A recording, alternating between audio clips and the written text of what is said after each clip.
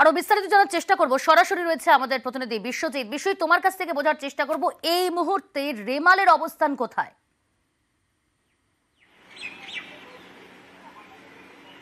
একদমই উত্তর বঙ্গোপসাগরে এই রেমাল ক্রমশ শক্তি বাড়াচ্ছে, অর্থাৎ সিভিয়ার সাইক্লোনিক স্টর্ম এই মুহূর্তে যদিও তার যে নিজস্ব আবর্ত, সেই নিজস্ব আবর্তে যে দমকা বাতাস, তার গতিবেগ 105 কিলোমিটার, অর্থাৎ 100 কিলোমিটার পার হয়ে গেছে দমকা বাতাসে, 105 থেকে 110 কিলোমিটার প্রতি ঘন্টায়, এবং এগোচ্ছে একেবারে সরাসরি উত্তর দিকে। যেটা এখনও এই সিস্টেম বাংলাদেশের যেখানে হিট করবে সেই মংলা থেকে 310 কিলোমিটার দক্ষিণে, একেবারে সরাসরি দক্ষিণে, অর্থাৎ এই সিস্টেমটি উত্তর দিকে এগোচ্ছে। কাজেই একেবারে এই মংলা থেকে দক্ষিণে সরাসরি 310 কিলোমিটার, এবং আমাদের সাগর আইল্যান্ড অর্থাৎ আমাদের দক্ষিণ 24 পরগনা থেকে যদি দেখা যায় তাহলে দক্ষিণ পূর্ব দিকে রয়েছে, এবং সেটি 240 কিলোমিটার দক্ষিণ পূর্ব দিকে, এবং বাংলাদেশের খেপুপাড়া থেকে 260 কিলোমিটার দক্ষিণ পশ্চিম দিকে, এবং সরাসরি মংলার দক্ষিণে রয়েছে 310 কিলোমিটার।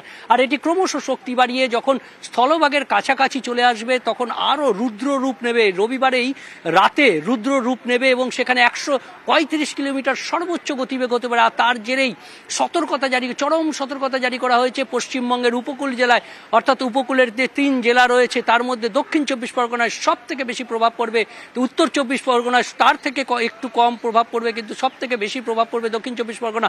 পূর্ব মেদিনীপুরেও যথেষ্ট প্রভাব পড়বে, সেখানেও চরম সতর্কতা জারি করা হয়েছে।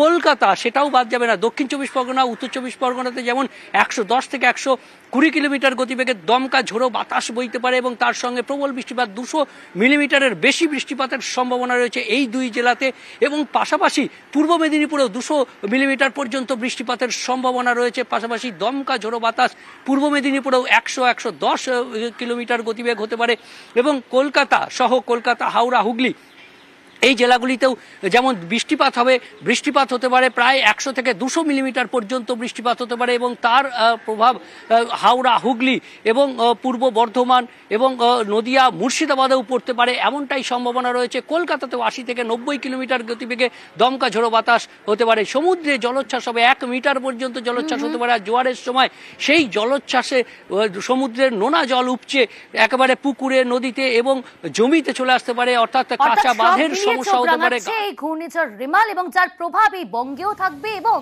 বাংলাদেশের মংলাতে মূলত ল্যান্ডফল করবে, এমনই খবর সর্বশেষ। ধন্যবাদ বিশ্বজিৎ। আগামীকাল বৃষ্টিপাতের কি সম্ভাবনা, কোথায় কোথায় বৃষ্টি হবে, কি জানাচ্ছে হাওয়া অফিস, শুনুন। আগামীকাল আপনার এক্সট্রিমলি হেভি রেনফলের সতর্কবার্তা 2টি জেলাতে দেওয়া হয়েছে।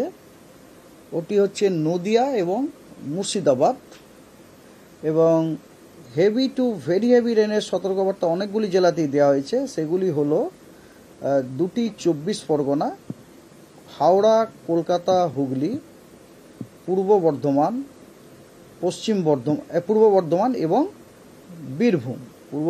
এবং বীরভূম। এগুলিতে হেভি টু ভেরি হেভি রেনফলের সতর্কবার্তা দেওয়া হয়েছে, এবং কমলা সতর্কবার্তা দেওয়া হয়েছে।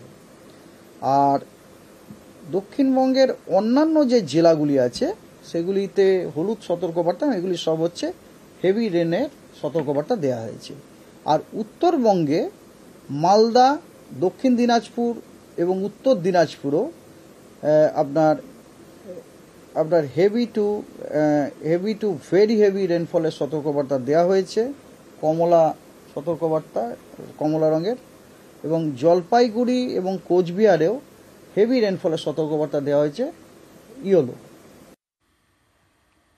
একেবারে ধেয়ে আসছে ঘূর্ণিঝড় রেমাল, যার প্রভাব এই বঙ্গেও পড়বে, মূলত সমুদ্র উপকূলবর্তী এলাকা এবং 24 পরগনা, উত্তর 24 পরগনা, দক্ষিণ 24 পরগনা, পাশাপাশি আপনাদের জানিয়ে রাখবো কলকাতাতেও কিন্তু ঝড় বৃষ্টি হবে। ল্যান্ডফলের সময় সর্বোচ্চ গতিবেগ থাকবে 135 কিলোমিটার। কলকাতায় 100 কিলোমিটার বেগে ঝড় সঙ্গে বৃষ্টি। এখনো পর্যন্ত যে খবর, অতি ভারী বৃষ্টি বাংলাদেশের মংলাতে, সেখানে ল্যান্ডফল করবে, তখন ল্যান্ডফলের সময় সর্বোচ্চ গতিবেগ থাকবে 135 কিলোমিটার।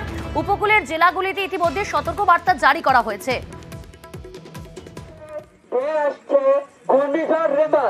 ইতিমধ্যে 7 নম্বর বিপদ সংকেত দেখিয়ে যেতে বলা হয়েছে।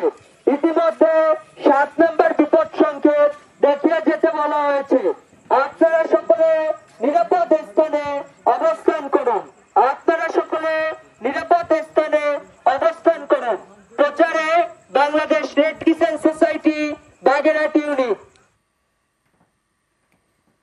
ঘূর্ণিঝড়ের দিকে তো আমাদের নজর থাকবে, তবে উপকূলবর্তী জেলাগুলিতে কি পরিস্থিতি সমস্ত আপডেট দেবে আমাদের প্রতিনিধিরা, কারণ প্রত্যেকেই রয়েছে ইতিমধ্যেই পৌঁছে গিয়েছে স্পটে। তবে